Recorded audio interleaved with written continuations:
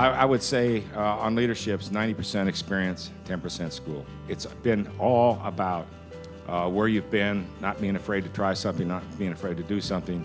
The most incredible impact on me was 1986, 30 years ago, and being mayor during the Cerritos air crash. There's no book. Chapter 14, page 276, what do you do as a mayor when a DC-9 goes down? That really had an impact on how I view leadership. That really had an impact on how I look at the County of Los Angeles being the ultimate safety net. I've always been involved in my church. I've always been involved in Little League, community-based groups. It really impacts the way you look at some of these things, and it's had a dramatic impact in my life. Very few people call our offices to say thank you. They're usually in great need. You have to bring a calm when you're leading folks during some very, very difficult times like that, bringing a community together, bringing a neighborhood together, understanding the difficulties of life, particularly in the service area that we're in as a county. It's like a PhD in life being a county supervisor. A typical day could be from sanitation districts, flush a toilet, go to jail, that kind of thing, to lawyer stuff, to public works, to public health, to hospitals. It's a multitude of responsibilities. Somebody says, well, what are you going to miss most? I said, being able to pick up the phone and call somebody and help somebody, fix a problem. What's your proudest accomplishment?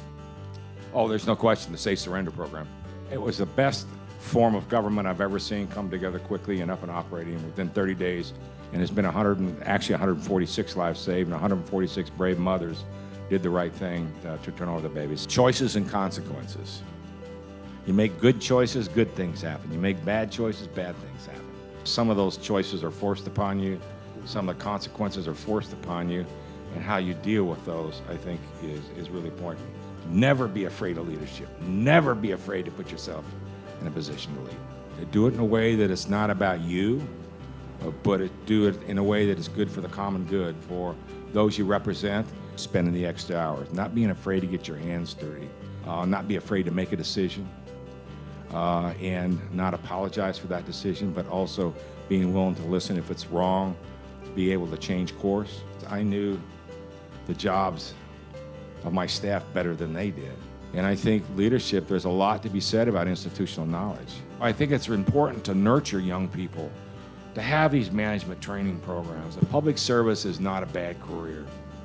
Making a difference in people's lives is not a bad choice. Being the largest county in America, there's no place else like it. It's the best political job in America, and you get to make a difference in people's lives.